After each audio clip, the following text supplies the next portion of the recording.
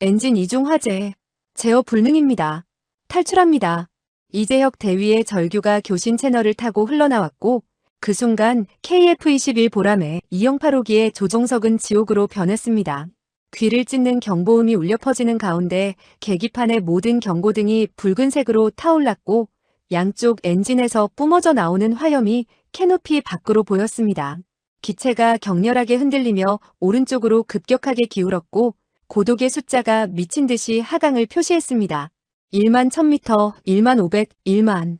이재혁 대위의 손이 탈출 손잡이를 움켜쥐었습니다. 그의 심장은 폭발할 듯 뛰고 있었고 시야가 흔들렸지만 그는 손잡이를 당겨야 한다는 것을 알고 있었습니다. 마하 1.5의 속도로 추락하는 전투기 안에서 생존 가능한 시간은 이제 몇 초 남지 않았습니다. 탈출 손잡이를 당기는 순간 세상이 폭발했습니다. 캐노피가 폭음과 함께 분리되면서 시속 1000km가 넘는 바람이 조종석 안으로 몰아쳤고 이재혁 대위의 몸은 사출 좌석과 함께 엄청난 힘으로 기체 밖으로 튕겨져 나갔습니다. 순간적으로 가해지는 15G의 중력이 그의 온몸을 짓눌렀고 척추가 부서지는 듯한 고통이 전신을 관통했습니다. 귀에서는 윙하는 이명만이 울렸고 눈앞이 하얗게 변하면서 의식이 희미해졌습니다. 그러나 몇 초 후 낙하산이 자동으로 펼쳐지면서 그의 몸이 급격하게 감속되었고 갑자기 찾아온 정적 속에서 그는 가까스로 눈을 떴습니다. 위로는 거대한 하얀 낙하산이 펼쳐져 있었고 아래로는 푸른 산악지대가 끝없이 펼쳐져 있었습니다. 그리고 멀리서 그의 전투기가 검은 연기를 뿜으며 땅을 향해 추락하는 모습이 보였습니다. 이 모든 일은 어떻게 시작되었을까요? 구독, 좋아요 누르시고 끝까지 시청해주세요. 2025년 8월 20일 오후 2시 15분 동해 남부공역 1만 2000m 지점의 하늘은 청명했습니다. 한반도 동해안을 따라 부드럽게 흐르는 기류가 전투기의 날개를 감싸고 있었고 눈부신 햇살이 기체 표면에서 은빛으로 반짝이고 있었습니다. KF-21 보람의 208호기는 마하 1.8의 속도로 시험 비행 코스를 따라 순조롭게 날고 있었습니다. 조종석 안에 이재혁 대위는 계기판을 점검하며 만족스러운 표정을 지었습니다. 28세의 그는 이번이 KF-21의 세 번째 시험 비행이었고 지금까지 모든 데이터가 완벽했습니다. 엔진 출력도 설계치의 98%를 안정적으로 유지하고 있었고 기체 반응도 교범에 나온 그대로였습니다. 중앙관제 208입니다. 고도 12000, 속도 마하 1.5, 모든 시스템 정상입니다. 이재혁 대위가 침착하게 교신했고 서울 공군본부에서 응답이 들려왔습니다. 208 중앙관제입니다. 양호합니다. 코스 유지하십시오. 그는 고개를 끄덕이며 계기판을 다시 한번 점검했습니다. 연료 잔량 60%, 유압 시스템 정상, 항법 장치 정상, 통신 시스템 정상이었습니다. 창밖으로 보이는 풍경은 아름다웠습니다. 저 멀리 동해 바다가 푸르게 빛나고 있었고 북한의 산악 지형이 구름 사이로 모습을 드러내고 있었습니다. 이재혁 대위는 잠시 긴장을 풀고 깊게 숨을 들이마셨습니다. 이 순간만큼은 모든 것이 평화로웠습니다. 그런데 오후 2시 17분 그 평화가 산산이 부서졌습니다. 조종석 안에 갑작스러운 경고음이 울려 퍼진 것입니다. 계기판의 붉은 경고등이 연쇄적으로 깜빡이기 시작했고 연료 압력 게이지가 급격하게 하락하는 것이 눈에 들어왔습니다. 이재혁 대위의 심장이 빠르게 뛰기 시작했습니다. 그는 즉시 연료 시스템 점검 절차를 시작했지만 몇 초 후 더욱 심각한 경고가 화면에 떠올랐습니다. 우측 엔진 연료 라인에서 압력이 완전히 사라졌고 동시에 엔진 온도가 섭씨 900도를 넘어 1000도까지 치솟기 시작했습니다. 정상 작동 온도가 700도인 것을 생각하면 이것은 명백한 이상 징후였습니다. 연료 누출 그리고 고온. 이것은 단 하나의 결말만을 의미했습니다. 중앙관제 208입니다. 우측 엔진 연료 누출 경고 온도가 1000도를 넘었습니다. 이재혁 대위가 다급하게 교신했지만 말을 마치기도 전에 조종석 전체가 격렬하게 흔들렸습니다. 우측 엔진이 폭발한 것입니다. 후방에서 둔탁한 폭발음이 들렸고 폭발의 충격으로 기체가 갑자기 상승하기 시작했습니다. 제어 불능 상태였습니다. 마하 1.5의 관성과 폭발의 힘이 합쳐지면서 기체는 북쪽을 향해 치솟았습니다. 이재혁 대위는 필사적으로 조종간을 당겼지만 기체는 그의 의지와 상관없이 북쪽으로 날아가고 있었습니다. 경보음의 음량이 2배로 커졌고 계기판의 절반이 붉은색 경고로 뒤덮였습니다. 이재혁 대위는 조종간을 좌측으로 당기며 기체 균형을 잡으려 했지만 우측 엔진의 추력 상실로 기체는 계속 오른쪽으로 회전했습니다. 그리고 더 최악인 것은 몇 초 지나지 않아 좌측 엔진마저 같은 증상을 보이기 시작했다는 사실입니다. 연료 압력 하락, 온도 급상승, 그리고 폭발. 양쪽 엔진이 동시에 화재를 일으켰습니다. 확률적으로 1000분의 1도 안 되는 최악의 상황이 이재혁 대위의 눈앞에서 현실이 되고 있었습니다. 기체는 완전히 제어력을 잃었고 고도계가 미친 듯이 숫자를 떨어뜨리기 시작했습니다. 1만 1000, 1만 9000. 기체는 이제 추락하고 있었습니다. 이재혁 대위는 마지막 순간 사관학교 생존 훈련 교관의 말을 떠올렸습니다. 패닉에 빠지는 순간 너희는 죽은 것이다. 침착하라. 절차를 따르라. 그는 깊게 숨을 들이마시고 탈출 체크리스트를 머릿속으로 되뇌었습니다. 현재 고도 9000m, 속도 마하 1.5, 기체 자세 우측 45도 기울어짐, 탈출 가능 조건 충족입니다. 탈출 레버를 당기자 몸이 기체 밖으로 튀어나갔고 낙하산이 펼쳐졌습니다. 낙하하는 동안 이재혁 대위는 주변 지형을 파악하려 애썼습니다. 아래로 보이는 것은 험준한 산악지대였고 해안선이 동쪽으로 3km 정도 떨어진 곳에 보였습니다. 그는 순간적으로 깨달았습니다. 자신이 지금 북한 영공에 있다는 사실을 말입니다. 추락 전 마지막으로 확인한 GPS 좌표가 북위 40.2도, 동경일이 8.7도였습니다. 함경남도 신포 인근 휴전선에서 45km나 북쪽이었습니다. 그는 믿을 수 없었습니다. 시험비행 시작 지점은 독도 남쪽 200km 안전한 동해 남부공역이었습니다. 그런데 지금 자신은 북한 땅 위를 낙하하고 있었습니다. 엔진 폭발 후 제어 불능 상태로 북쪽으로 표류한 것이었습니다. 마하 1.5의 속도로 약 1분 30초. 그 짧은 시간 동안 기체는 45km를 북쪽으로 날아간 것이었습니다.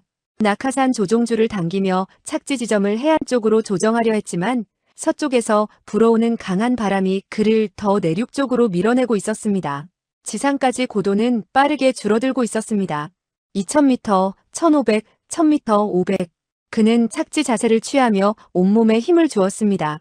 오후 2시 23분 이재혁 대위의 발이 북한 땅에 닿았습니다. 착지 충격이 발목을 타고 무릎까지 전해졌지만 그는 훈련대로 옆으로 구르면서 충격을 분산시켰습니다. 등과 어깨가 바닥에 부딪혔지만 심각한 부상은 없었습니다. 그는 재빨리 일어나 낙하산줄을 풀고 주변을 경계했습니다. 소나무가 빽빽하게 들어선 산속이었고 경사면 아래로 작은 계곡이 보였습니다. 다행히 사람의 인적은 보이지 않았습니다. 그는 낙하산을 재빨리 접어 근처 바위 틈에 숨기고 생존 키트를 확인했습니다. 비상식량, 정수 필터, 응급의료품, 그리고 소형 무전기가 들어있었습니다. 무전기를 꺼내 전원을 켰지만 신호는 약했습니다. 산악지형이 전파를 차단하고 있는 것 같았습니다. 같은 시각 서울 용산구 국방부 인근 공군본부 지하 3층 통합작전실에서는 비상경보음이 요란하게 울려 퍼지고 있었습니다. 가로 15m에 달하는 거대한 전광판에는 KF-21 208호기의 신호가 갑자기 사라진 것이 표시되었고 레이더 추적 화면에는 추락하는 물체의 궤적이 붉은색 포물선으로 그려져 있었습니다. 당직 근무 중이던 박준호 대령은 커피 잔을 내려놓고 즉시 상황판 앞으로 달려갔습니다. 45세의 그는 25년 군 생활 동안 수많은 비상 상황을 겪었지만 KF-21 추락은 처음이었습니다. 그의 얼굴에 긴장감이 역력했습니다. 추락 좌표 즉시 확인. 조종사 생존 신호 탐지 시작. 그가 날카롭게 외쳤고 작전실의 20여 명 장교들이 일제히 움직이기 시작했습니다. 보고드립니다. 추락 좌표 북위 40.2도, 동경 128.7도입니다. 젊은 작전 요원이 다급하게 대답했고 그 순간 작전실이 순간적으로 정적에 휩싸였습니다. 모든 장교들이 전광판의 지도를 쳐다보았습니다. 함경남도 신포 인근이었습니다. 북한 영공 깊숙한 곳이었습니다. 휴전선에서 45km나 떨어진 곳이었습니다. 박준호 대령이 다급하게 물었습니다. 시험 비행 시작 지점은 어디였나? 작전 요원이 대답했습니다. 동해 남부공역 독도 남쪽 200km 지점입니다. 박준호 대령의 얼굴이 창백해졌습니다. 그럼 어떻게 북한 영공에? 항공작전 장교가 급하게 보고했습니다. 엔진 폭발 후 제어 불능 상태로 북쪽으로 표류한 것으로 추정됩니다. 마하 1.5의 속도로 약 1분 30초간 북진했습니다. 박준호 대령은 이를 악물었습니다. 의도하지 않은 영공 침범이었지만 결과는 같았습니다. 조종사가 북한 땅에 고립되어 있었습니다. 조종사 신호는? 그가 물었고 통신 담당 장교가 헤드셋을 조정하며 대답했습니다. GPS 신호 포착했습니다. 생존 확인됩니다. 작전실에 안도의 한숨이 흘렀지만 박준호 대령은 표정을 굳혔습니다. 생존은 확인됐지만 문제는 그 위치였습니다. 북한 땅 한복판에 조종사가 고립되어 있었습니다. 참모 차장님께 긴급 보고 준비 구조작전 계획 즉시 수립. 박준호 대령이 명령을 내렸고 부관이 전화기를 들었습니다. 그런데 바로 그 순간 전광판의 한쪽 구석에서 새로운 경고창이 떠올랐습니다. 작전실 후방에서 기술장교가 다급하게 외쳤습니다. 대령님, 기체 자폭장치 신호 포착했습니다. 박준호 대령이 화들짝 놀라며 돌아봤습니다. 뭐라고? 기술장교가 키보드를 두드리며 확인했습니다. 자폭장치가 활성화되었습니다. 추락 감지 후 자동 작동된 것으로 보입니다. 박준호 대령의 얼굴이 창백해졌습니다. 폭발까지 남은 시간은? 기술장교가 화면을 확대했고 거기에는 붉은 디지털 숫자가 카운트다운되고 있었습니다. 14분, 15초입니다. 작전실이 다시 한번 정적에 휩싸였습니다. 14분, 850초였습니다. 그 시간 안에 북한 영공 45km 깊숙한 곳에서 조종사를 구출해야 했습니다. 박준호 대령의 손이 떨렸습니다. 그는 즉시 계산을 시작했습니다. 가장 가까운 구조 헬기 부대는 평양 남쪽 30km 지점에 전진 배치되어 있었습니다. 거기서 추락 지점까지는 직선거리로 60km였습니다. UH-60 헬기의 최대 속도는 시속 295km였습니다. 계산하면 약 12분에서 13분 정도 소요되었습니다. 그런데 자포까지 남은 시간은 14분이었습니다. 거의 동시였습니다. 1분, 2분의 오차로 모든 것이 결정되었습니다. 그리고 산속 어딘가에서 낙하산을 바위 틈에 숨기던 이재혁 대위는 자신의 비행복에 부착된 작은 단말기에서 희미한 진동을 느꼈습니다. 그것은 자폭장치 활성화 알림이었습니다. 그는 단말기 화면을 켰고 그곳에 표시된 붉은 숫자를 보는 순간 온몸이 얼어붙었습니다. 13분 45초였습니다. 화면 아래에는 추락 지점까지의 거리가 표시되어 있었습니다. 1.8km였습니다. 그 밑으로 세 줄의 경고 문구가 떠올랐습니다. 1차 폭발 반경 2.0km 치명적, 2차 충격파 반경 4.0km 위험, 3차 파편 낙하 6.0km 주의. 이재혁 대위의 손이 떨렸습니다. 1.8km, 1차 폭발 반경이 2km, 겨우 200m 차이였습니다. 만약 바람이 조금만 더 강했다면, 낙하 지점이 조금만 더 서쪽이었다면 그는 지금 직사구역 안에 있었을 것입니다. 하지만 안도할 수도 없었습니다. 2차 충격파는 4km였습니다. 그는 완전히 그 범위 안에 있었습니다. 더 심각한 것은 구조 헬기였습니다. 헬기가 그를 픽업하기 위해 접근한다면 그 헬기도 폭발 범위 안으로 들어오게 됩니다. 이재혁 대위는 이를 악물었습니다.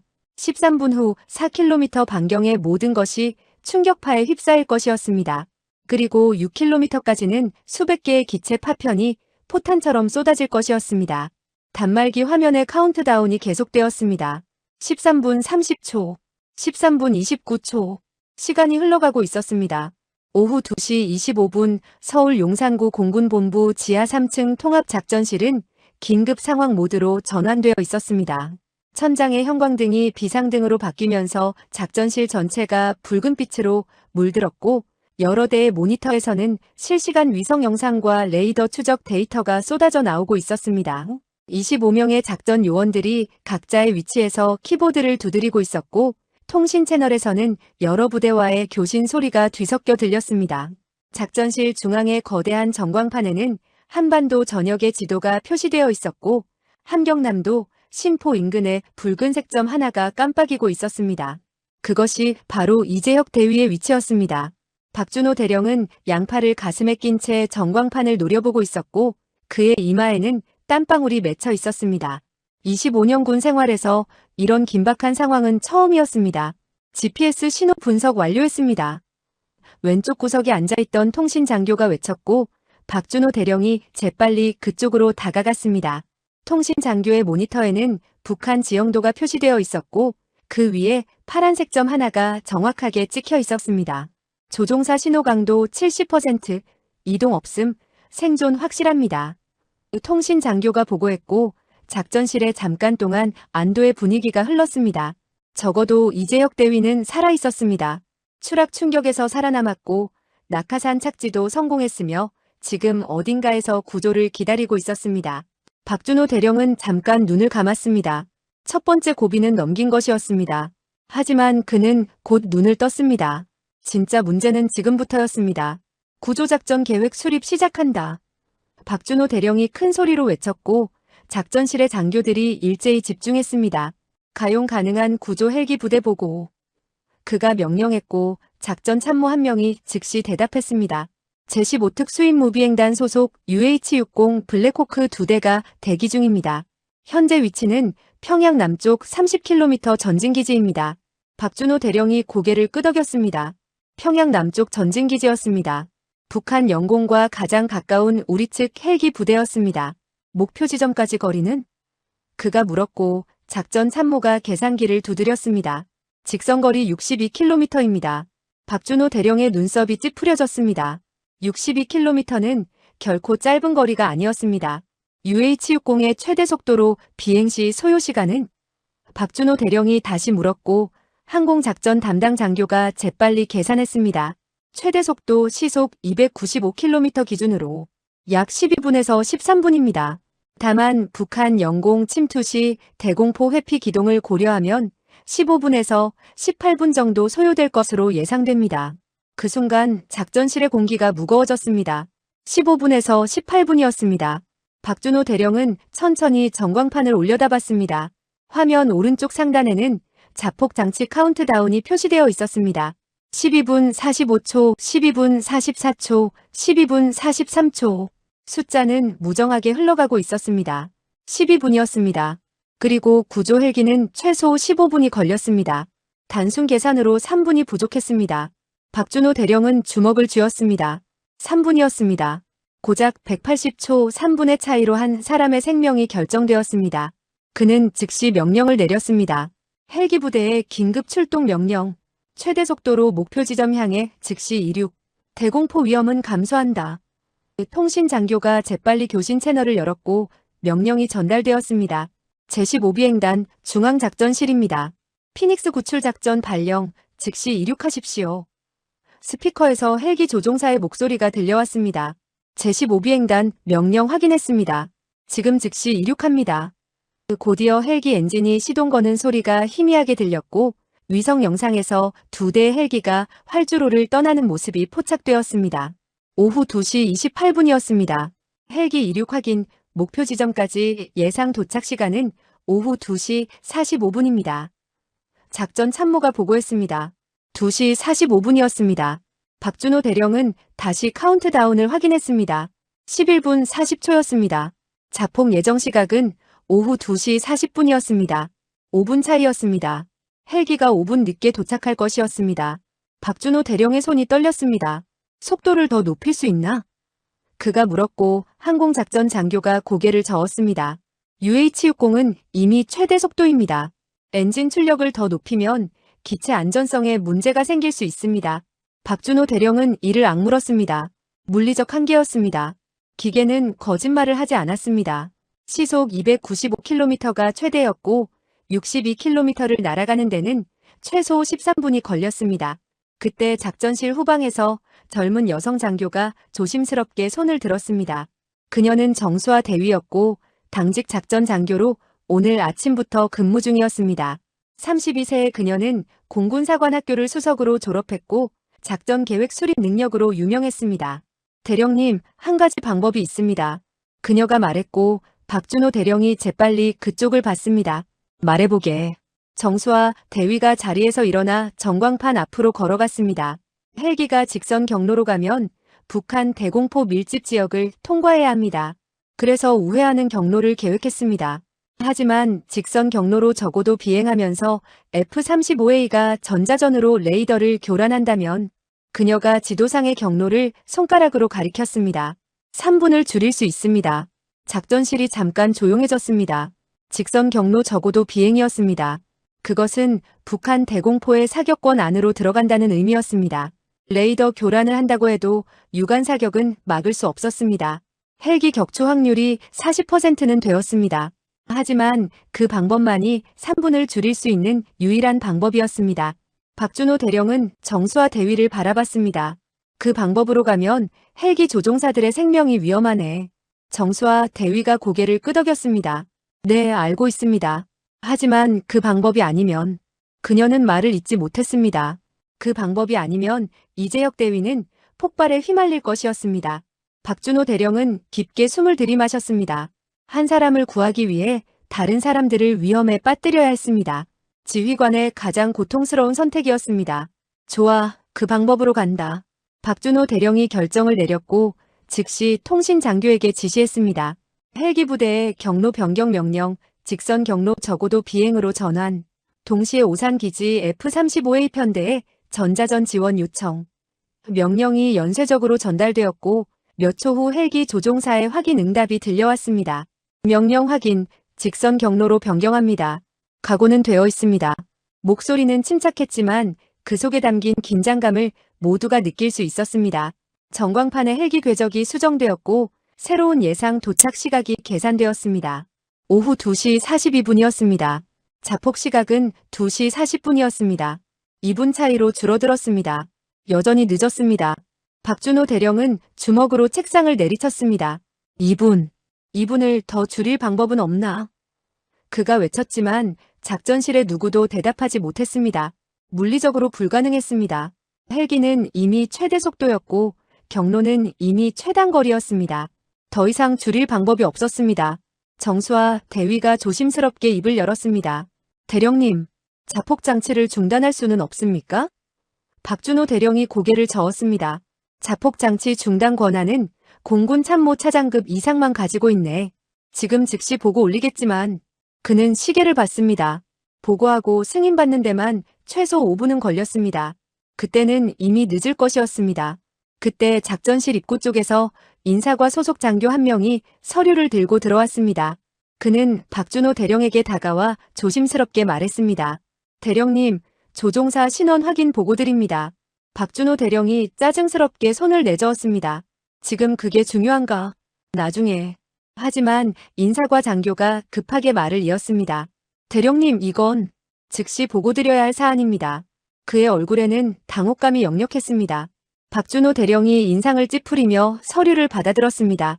그는 첫 줄을 읽기 시작했고 두 번째 줄을 읽었고 세 번째 줄에서 손이 멈췄습니다. 그의 얼굴이 창백해졌습니다. 이게 확실한가? 그가 떨리는 목소리로 물었고 인사과 장교가 고개를 끄덕였습니다. 네, 3중으로 확인했습니다. 박준호 대령은 천천히 서류를 내려놓고 작전실을 둘러봤습니다. 모든 장교들이 그를 바라보고 있었습니다. 그는 입술을 깨물고 천천히 입을 열었습니다. 보고한다. KF-21 208호기 조종사 이재혁 대위는. 그는 잠깐 말을 멈췄습니다. 작전실이 고요했습니다. 카운트다운 숫자가 째각거리는 소리만이 들렸습니다. 이동훈 중장님이 아드님이시다. 그 순간 작전실 전체가 정적에 휩싸였습니다. 이동훈 중장이었습니다. 공군 참모 차장이었습니다. 자폭 장치 중단 권한을 가진 바로 그 사람이었습니다. 그리고 추락한 조종사는 그의 아들이었습니다. 정수와 대위의 손에서 펜이 떨어져 바닥에 굴렀지만 아무도 그 소리에 신경 쓰지 않았습니다. 공군본부 3층 참모차장 집무실의 문이 열렸습니다. 이동훈 중장이 급하게 복도를 걸어 나왔고 그의 뒤로 부관 한 명이 서류 가방을 들고 뒤따랐습니다. 58세의 이동훈 중장은 키가 180cm에 달했고 35년 군 생활로 단련된 몸은 여전히 곧게 펴져 있었습니다.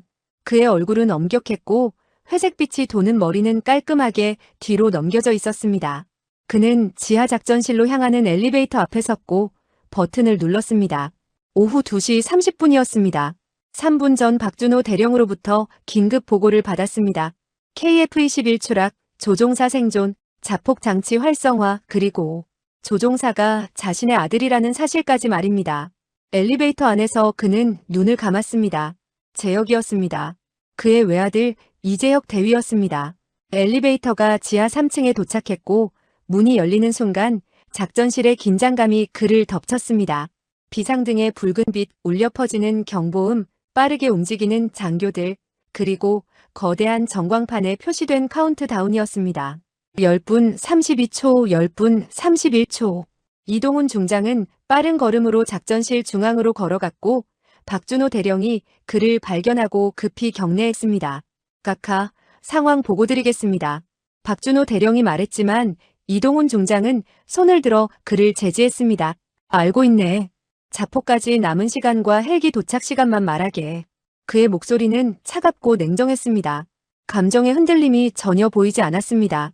박준호 대령이 침을 삼키고 대답했습니다. 자포까지 10분 20초, 헬기 도착까지 12분입니다. 2분 늦습니다. 이동훈 중장은 전광판을 올려다봤습니다.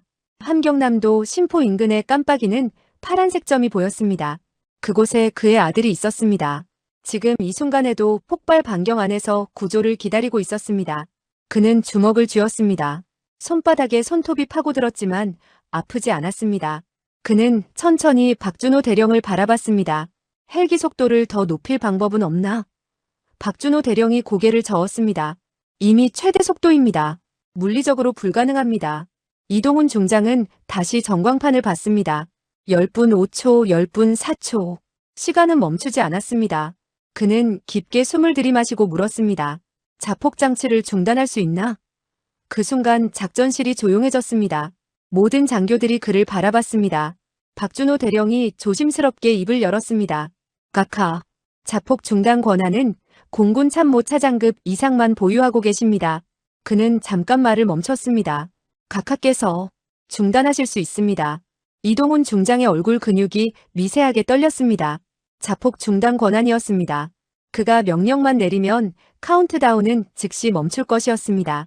아들은 살 것이었습니다. 하지만 그는 알고 있었습니다. 자폭을 중단한다는 것이 무엇을 의미하는지 말입니다. 작전실 구석에서 기술 장교가 조심스럽게 말했습니다. 각하, 자폭을 중단하시면 기체 잔해의 기밀 보호가 불가능합니다. 북한군이 회수할 경우 KF-21의 핵심 항전 장비 정보가 유출될 수 있습니다. 이동훈 중장은 눈을 감았습니다. KF-21이었습니다. 대한민국이 20년간 15조 원을 투입해 개발한 전투기였습니다. 세계에서 7번째로 독자 개발에 성공한 자랑스러운 무기였습니다. 그리고 그 개발 과정에 자신도 참여했었습니다. 15년 전 공군 전력기획부장으로 재직할 때 KF-21 사업 초기 기획을 담당했었습니다. 그는 그 전투기가 얼마나 중요한지 누구보다 잘 알고 있었습니다. 단순히 무기가 아니었습니다. 대한민국 항공산업의 미래였고 수출을 통한 국가 경제의 한 축이었으며 무엇보다 북한과 주변국에 대한 억제력의 핵심이었습니다. 그 기밀이 유출된다면 국가적 손실은 막대할 것이었습니다. 15조 원의 개발비가 물거품이 될 것이고 수출 계약은 취소될 것이며 국제사회에서 대한민국 방위산업의 신뢰도는 추락할 것이었습니다. 이동훈 중장은 그 모든 것을 알고 있었습니다. 그리고 바로 그 때문에 자폭장치가 만들어졌던 것입니다. 만에 하나 적국에 추락할 경우 기밀을 보호하기 위한 최후의 수단으로 말입니다. 박준호 대령이 조심스럽게 물었습니다.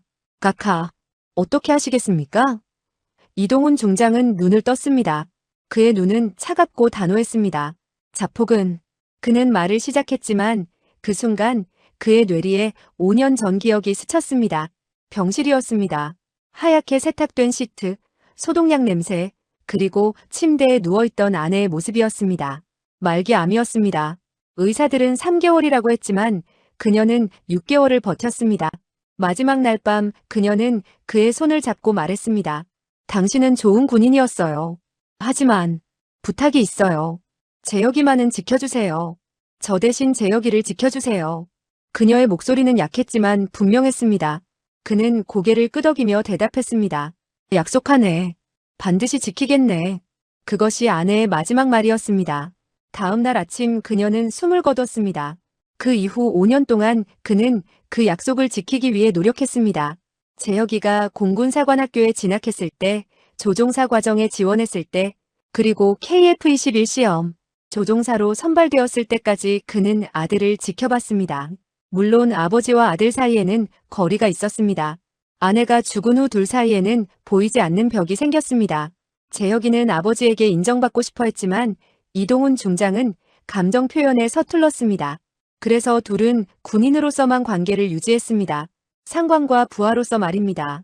하지만 그럼에도 불구하고 이동훈 중장은 아들을 사랑했습니다. 외아들이었습니다. 아내가 남긴 유일한 사람이었습니다. 그런데 지금 그 아들이 북한 땅 어딘가에서 죽음을 기다리고 있었습니다. 각하? 박준호 대령의 목소리가 그를 현실로 끌어냈습니다. 이동훈 중장은 전광판을 다시 봤습니다. 9분 20초, 9분 19초. 그는 입을 열었습니다. 자폭은 중단하지 않는다. 그의 목소리는 굳건했습니다. 작전실 전체가 충격에 휩싸였습니다. 정수와 대위가 자리에서 벌떡 일어났습니다. 각하, 그럼 대위님은?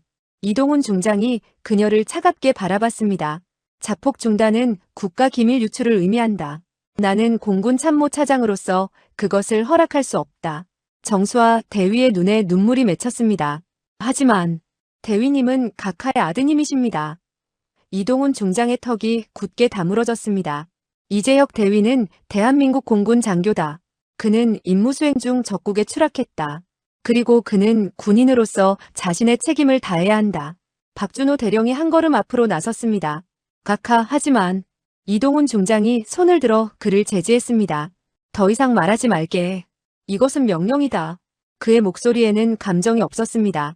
하지만 그의 오른손은 떨리고 있었습니다. 주먹을 쥐었지만 떨림은 멈추지 않았습니다. 작전실의 장교들은 모두 고개를 숙였습니다. 아무도 감히 더 이상 말할 수 없었습니다. 전광판의 카운트다운만이 무정하게 흘러갔습니다. 8분 55초, 8분 54초. 그때 작전실 입구 쪽 전화벨이 울렸습니다. 통신 장교가 수화기를 들었고 잠깐 대화를 나눈 후 창백한 얼굴로 이동훈 중장에게 다가왔습니다. 각하, 국방부 장관님께서 상황 보고를 요청하십니다. 이동훈 중장은 수화기를 받았습니다. 이동훈입니다.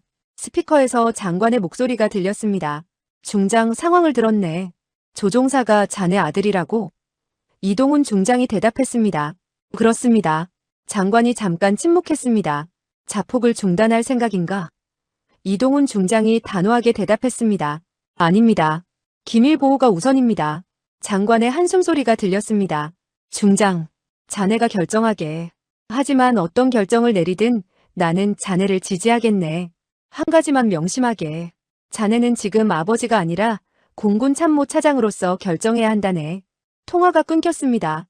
이동훈 중장은 천천히 수화기를 내려놓았습니다. 그리고 다시 한번 전광판을 올려다봤습니다. 8분 12초였습니다. 헬기 도착까지는 아직 10분이 남았습니다. 2분 차이였습니다. 정수와 대위가 떨리는 목소리로 말했습니다. 각하, 이 대위는 지금 2차 충격파 반경 안에 있습니다.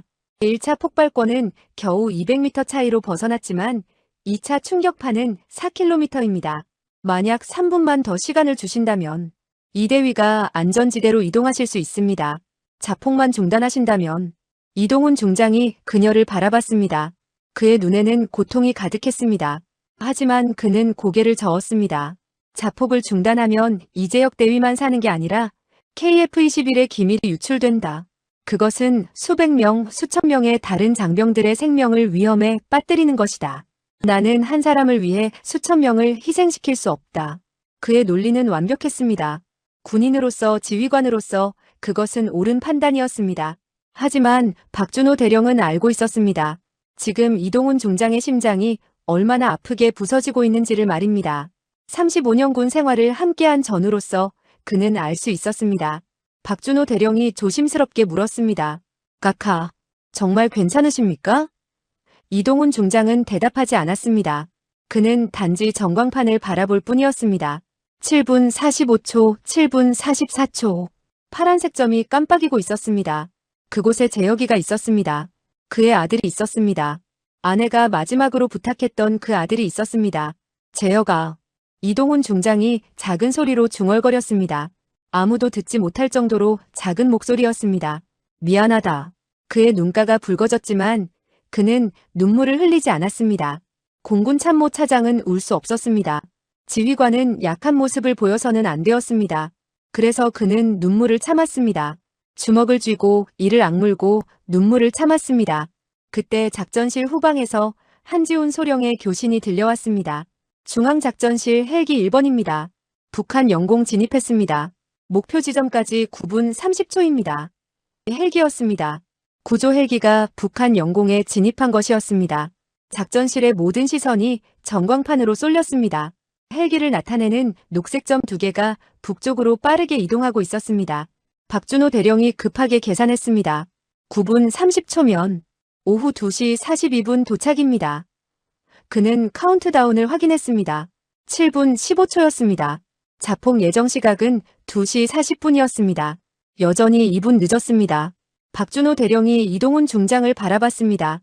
각하, 2분입니다. 단 2분만 중단하시면. 이동훈 중장은 눈을 감았습니다. 2분이었습니다.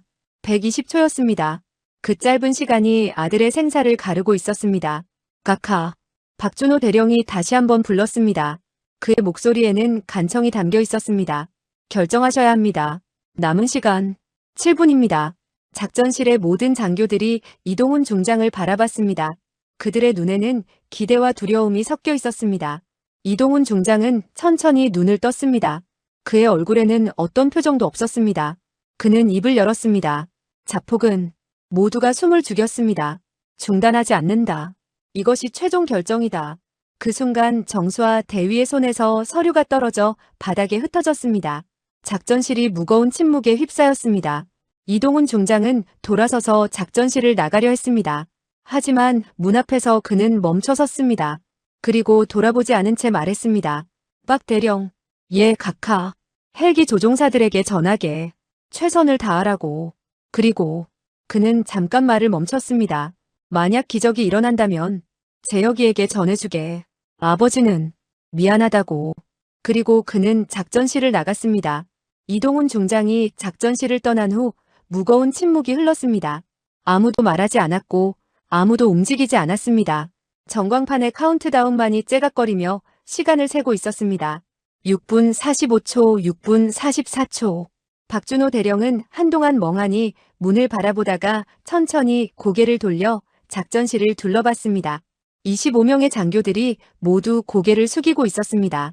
정수와 대위는 자리에 앉아 손으로 얼굴을 가리고 있었고 그녀의 어깨가 미세하게 떨리는 것이 보였습니다. 박준호 대령은 깊게 숨을 들이마셨습니다. 그는 이동훈 중장의 결정을 이해했습니다. 군인으로서 지휘관으로서 그것은 옳은 판단이었습니다.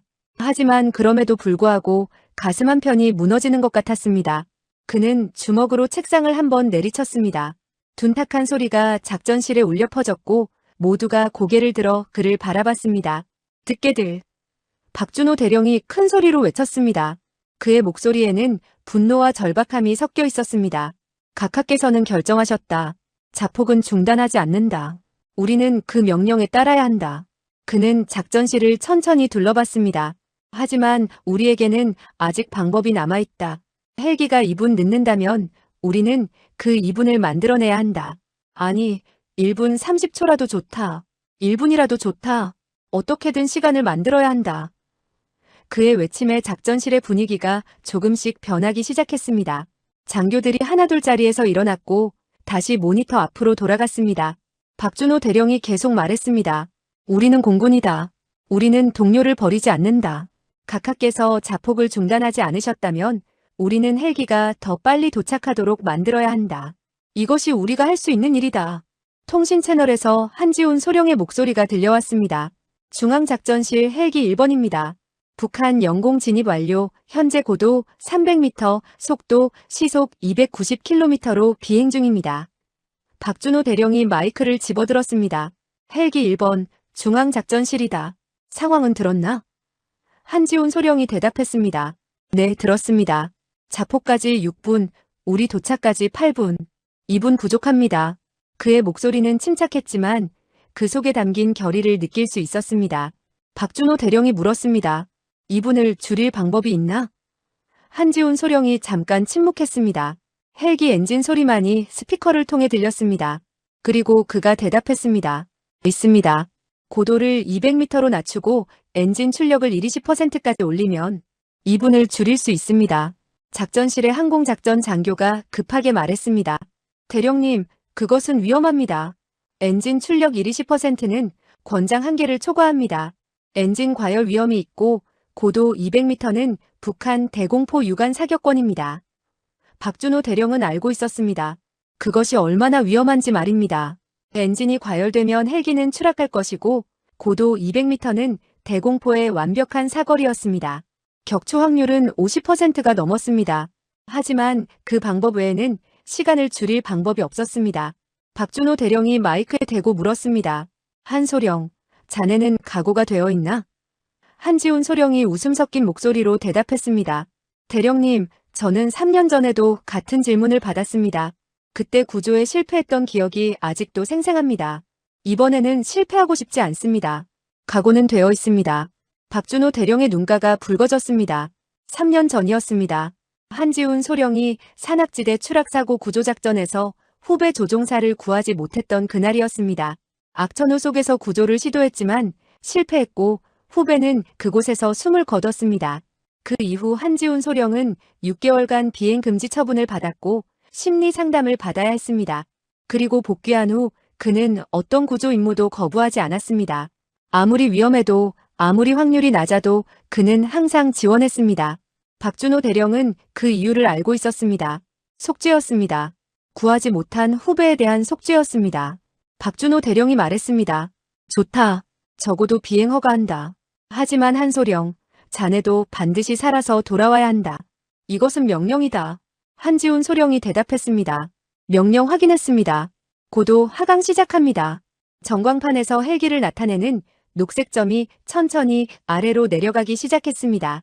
고도 300m에서 250, 200, 150. 위성 영상에서 헬기가 산악 지형 사이로 낮게 날아가는 모습이 포착되었습니다. 나무들이 헬기 아래로 빠르게 지나갔고 로터 회전으로 일어난 바람이 나뭇가지들을 흔들었습니다. 한지훈 소령의 목소리가 다시 들려왔습니다. 고도 200m 도달, 엔진 출력 증가 시작합니다. 헬기 엔진 소리가 높아졌습니다. 굉음이 스피커를 통해 울려 퍼졌고 기체 전체가 진동하는 소리가 들렸습니다. 속도계가 올라갔습니다. 시속 290, 300, 310. UH-60 블랙호크의 최대 속도를 넘어서고 있었습니다. 항공작전 장교가 긴장된 목소리로 말했습니다. 엔진 온도 상승 중입니다. 현재 750도, 800, 850. 정상 작동 온도는 700도였습니다. 박준호 대령이 물었습니다. 새로운 도착 예정 시각은? 작전 참모가 계산기를 두드렸습니다. 오후 2시 40분. 정확히 자폭 시각과 동일합니다. 작전실에 긴장감이 흘렀습니다. 동일했습니다. 1초의 차이도 없었습니다. 만약 헬기가 1초라도 늦으면, 만약 이재혁 대위가 1초라도 느리게 움직이면 모든 것이 끝날 것이었습니다. 박준호 대령은 주먹을 쥐었습니다. 그리고 그는 문득 생각했습니다. KF-21에 대해서 말입니다. 저 북한 땅에 추락한 전투기에 대해서 말입니다.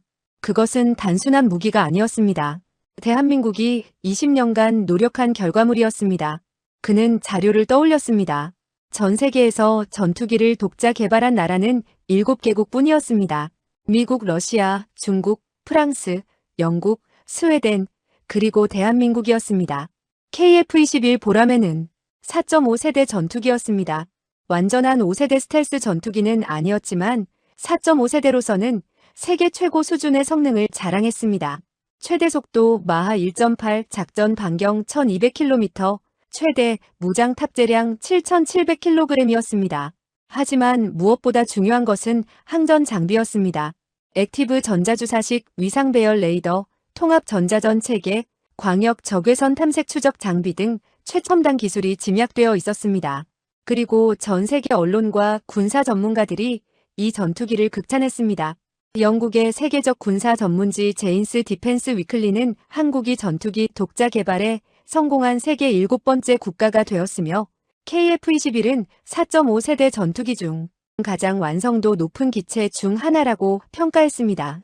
미국 CNN은 KF-21 보라매는 아시아 하늘의 게임 체인저가 될 것이며 한국 방위산업의 새로운 이정표라고 보도했습니다. 미국 공군 태평양 사령부 작전 참모는 KF-21의 항전 장비는 F-35A와 유사한 수준이며 특히 전자전 능력은 매우 인상적이라고 평가했습니다. 폴란드는 30대 도입을 결정했고 말레이시아와 이라크, 사우디아라비아 등 6개국이 구매 협상을 진행 중이었습니다. 수출 계약 총액은 20조 원을 넘을 것으로 예상되었습니다. 이것은 단순히 무기 판매가 아니었습니다. 대한민국이 세계 방위산업 시장에서 주요 국가로 자리매김하는 순간이었습니다. 그리고 그 모든 것이 지금 북한 땅 어딘가에 잔해로 흩어져 있었습니다. 박준호 대령은 쓴웃음을 지었습니다. 그 우수한 전투기가 지금은 아무 쓸모가 없었습니다. 세계가 극찬한 그 항전 장비도 최첨단 레이더도 강력한 엔진도 모두 부서져 있었습니다. 그리고 15분 후에는 자폭장치가 그것들을 완전히 파괴할 것이었습니다. 기밀을 지키기 위해서 말입니다. 박준호 대령은 생각했습니다.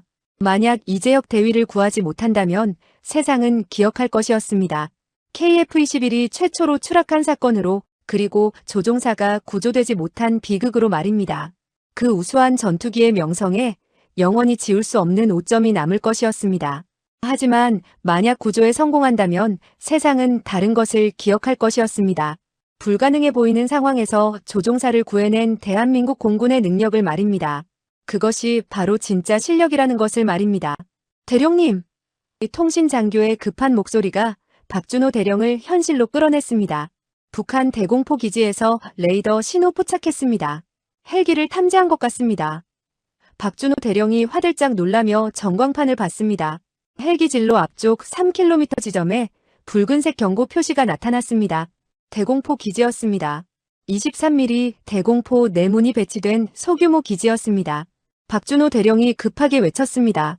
오산 기지 F-35A 편대에 즉시 연락, 전자전 지원 요청. 통신장교가 재빨리 교신 채널을 열었습니다. 오산 기지 중앙작전실입니다. 긴급 전자전 지원 요청합니다. 스피커에서 F-35A 편대장의 목소리가 들려왔습니다. 오산 편대, 이미 북한 레이더 교란 중입니다. 하지만 대공포 기지가 육안으로 헬기를 포착했을 가능성이 있습니다. 박준호 대령의 얼굴이 창백해졌습니다. 육안 포착이었습니다. 레이더 교란은 막을 수 있지만 육안은 막을 수 없었습니다. 고도 200m면 대공포 사수들이 눈으로 헬기를 볼 수 있었습니다. 그는 마이크를 집어들었습니다. 헬기 1번, 북쪽 3km에 대공포 기지 있다. 회피 기동 준비. 한지훈 소령이 대답했습니다. 확인했습니다. 하지만 회피하면 시간이. 박준호 대령이 외쳤습니다. 회피해. 그게 명령이야. 하지만 한지훈 소령의 대답은 예상 밖이었습니다. 죄송합니다, 대령님. 명령 불복입니다. 직진합니다. 헬기는 속도를 줄이지 않았습니다. 오히려 더욱 빨라졌습니다. 시속 320km였습니다. 한지훈 소령이 계속 말했습니다. 회피하면 30초 늦습니다. 30초면 대위님이 폭발에 휘말립니다. 저는 다시는 동료를 잃고 싶지 않습니다. 박준호 대령은 아무 말도 할 수 없었습니다. 그는 단지 전광판을 바라볼 뿐이었습니다. 녹색 점이 붉은색 경고 지역을 향해 빠르게 접근하고 있었습니다. 2km, 1km, 500m. 그때 통신장교가 외쳤습니다. 북한 대공포 사격 시작했습니다. 위성 영상에서 대공포 기지의 총구에서 불빛이 번쩍이는 것이 보였습니다. 포탄이 하늘로 날아갔고 헬기 주변에서 폭발이 일어났습니다. 검은 연기가 피어올랐습니다. 작전실 전체가 숨을 죽였습니다. 박준호 대령이 마이크에 대고 외쳤습니다. 헬기 1번, 응답하라. 잠깐의 정적이 흘렀습니다. 1초, 2초, 3초. 그리고 한지훈 소령의 목소리가 들려왔습니다. 헬기 1번, 문제 없습니다. 대공포 지역 통과했습니다. 작전실에 안도의 한숨이 흘렀습니다. 하지만 한지훈 소령이 다시 말했습니다. 다만 꼬리 로터에 파편 피격당했습니다. 진동이 심합니다. 박준호 대령의 심장이 철렁 내려앉았습니다. 꼬리 로터였습니다. 헬기의 방향 제어를 담당하는 핵심 부품이었습니다. 비행의 지장은? 박준호 대령이 물었고 한지훈 소령이 대답했습니다. 지금은 괜찮습니다. 하지만 돌아갈 때 그는 말을 끝맺지 않았습니다. 돌아갈 때는 추락할 수도 있다는 의미였습니다. 하지만 지금은 그것을 생각할 때가 아니었습니다. 박준호 대령이 물었습니다. 목표 지점까지 남은 시간은? 한지훈 소령이 대답했습니다. 4분 30초입니다. 박준호 대령이 카운트다운을 확인했습니다. 4분 30초였습니다. 정확히 같았습니다. 1초의 오차도 없었습니다. 그때 작전실 후방에서 기상 담당 장교가 급하게 외쳤습니다. 대령님, 목표 지역 기상 변화 감지했습니다. 박준호 대령이 돌아봤습니다. 무슨 말인가? 기상 장교가 모니터를 가리켰습니다. 갑자기 안개가 발생하고 있습니다. 시정거리가 급격히 줄어들고 있습니다. 박준호 대령의 얼굴이 굳었습니다. 안개였습니다. 예상치 못한 변수가 발생한 것이었습니다. 함경남도 신포 인근 산악지대 이재혁 대위는 비탈길을 따라 필사적으로 달리고 있었습니다. 그의 비행복은 땀으로 흠뻑 젖어 있었고 거친 숨소리가 고요한 산속에 울려 퍼졌습니다. 오후 2시 35분 그의 손목에 찬 단말기 화면에는 붉은 숫자가 깜빡이고 있었습니다. 4분 45초, 4분 44초. 추락 지점은 그가 서 있던 곳에서 1.8km 떨어진 곳이었습니다. 1차 폭발 반경 2km는 이미 벗어났지만 문제는 2차 충격파였습니다. 2차 충격파 반경은 4km였고 그는 아직 그 안에 있었습니다. 그는 20분 동안 쉬지 않고 달렸지만 완전히 안전한 3차 파편 범위 밖으로 나가려면 200m를 더 달려야 했습니다. 하지만 그의 다리는 이미 한계에 달하고 있었습니다. 낙하산 착지 때 다친 왼쪽 발목이 욱신거렸고 허벅지 근육이 경련을 일으키기 시작했습니다. 그는 이를 악물고 계속 달렸습니다. 멈추는 순간 죽음이었습니다. 그때 갑자기 주변이 하얗게 변하기 시작했습니다. 처음에는 옅은 안개였지만 몇 초 만에 짙은 안개로 변했습니다. 시야가 급격하게 줄어들었고 20m 앞도 보이지 않게 되었습니다. 이재혁 대위는 걸음을 늦췄습니다. 안개 속에서 빠르게 달리다가 나무에 부딪히거나 절벽에서 떨어질 수 있었습니다. 그는 나침반을 확인하며 방향을 수정했습니다. 남남동 쪽이었습니다. 해안 쪽이었습니다. 그는 천천히 하지만 꾸준히 앞으로 나아갔습니다. 안개는 점점 더 짙어졌고 이제 10m 앞도 제대로 보이지 않았습니다. 그의 단말기가 다시 진동했습니다. 4분 15초였습니다. 그는 속도를 높이려 했지만 안개 때문에 마음대로 되지 않았습니다. 그는 작은 소리로 중얼거렸습니다. 아버지, 미안합니다. 그는 아버지가 어떤 결정을 내렸을지 알고 있었습니다. 자폭을 중단하지 않았을 것이었습니다. 그것이 이동훈 중장이었습니다. 군인이었습니다. 같은 시각 안개 속을 뚫고 날아가는 UH-60 블랙호크 헬기 안에서 한지훈 소령은 필사적으로 계기판과 씨름하고 있었습니다. 안개로 인해 시야가 완전히 차단되었고 그는 오직 계기만 믿고 비행해야 했습니다. 고도계는 180m를 가리키고 있었고 속도계는 시속 310km를 표시했습니다. 하지만 꼬리 로터의 진동은 점점 더 심해지고 있었습니다. 조종관이 손에서 덜컹거렸고 기체 전체가 불안정하게 흔들렸습니다. 부조종사가 긴장된 목소리로 말했습니다. 소령님, 꼬리 로터 진동이 위험 수준입니다. 속도를 줄여야 합니다. 한지훈 소령이 고개를 저었습니다. 안 돼. 지금 속도를 줄이면 늦어. 버틸 수 있어. 부조종사가 다시 말했습니다. 하지만 이 상태로는 돌아갈 수 없습니다. 한지훈 소령이 짧게 대답했습니다. 돌아가는 건 나중 문제야. 지금은 대위님을 구하는 게 먼저야. 헬기 후방에서는 구조 전문 상사 2명이 호이스트 장비를 점검하고 있었습니다. 그들은 안개 속에서 구조작전을 수행하는 것이 얼마나 위험한지 알고 있었습니다. 시야가 없는 상태에서 호이스트를 내리는 것은 말 그대로 장님이 손을 뻗는 것과 같았습니다. 하지만 그들은 묵묵히 장비를 준비했습니다. 한지훈 소령이 무전기에 대고 말했습니다. 중앙작전실 헬기 1번입니다. 안개로 인해 시야 제로입니다. GPS 좌표만 믿고 비행 중입니다. 서울 작전실에서 박준호 대령의 목소리가 들려왔습니다. 헬기 1번 목표 지점까지 3분 50초다. 자포까지도 3분 50초. 정확히 같아. 한지훈 소령이 대답했습니다. 확인했습니다. 1초라도 빨리 도착하겠습니다. 그는 엔진 출력을 조금 더 높였습니다. 엔진 온도가 870도까지 올라갔지만 그는 신경 쓰지 않았습니다. 지금은 속도가 전부였습니다. 그때 헬기 레이더에 새로운 신호가 포착되었습니다. 부조종사가 화면을 확대하며 말했습니다. 소령님, 지상에서 이동 물체 다수 포착됩니다. 방향, 대위님 위치 쪽으로 이동 중입니다. 한지훈 소령의 얼굴이 굳었습니다. 속도는? 부조종사가 확인했습니다. 시속 40에서 50km. 차량으로 추정됩니다. 개수는 6대입니다. 한지훈 소령은 즉시 상황을 파악했습니다. 북한군이었습니다. 추락 신호를 감지하고 출동한 북한군 수색대였습니다. 그들도 KF-21 잔해를 회수하기 위해 이동 중이었고 동시에 조종사를 생포하려 할 것이었습니다. 한지훈 소령이 급하게 무전했습니다. 중앙작전실, 북한군 차량 6대가 대위님 위치로 접근 중입니다. 예상 도착 시간 4분 정도입니다. 박준호 대령의 다급한 목소리가 들려왔습니다. 북한군이 먼저 도착하면 대위를 생포할 것이다. 속도를 더 높여. 한지훈 소령은 조종관을 앞으로 밀었습니다. 헬기가 더욱 빠르게 전진했습니다. 시속 320km였습니다. 하지만 그 순간 꼬리 로터에서 날카로운 금속음이 들렸습니다. 기체 전체가 격렬하게 흔들렸고 경고등이 켜졌습니다. 부조종사가 외쳤습니다. 꼬리 로터 베어링 손상. 즉시 속도 줄이지 않으면 로터가 분리됩니다.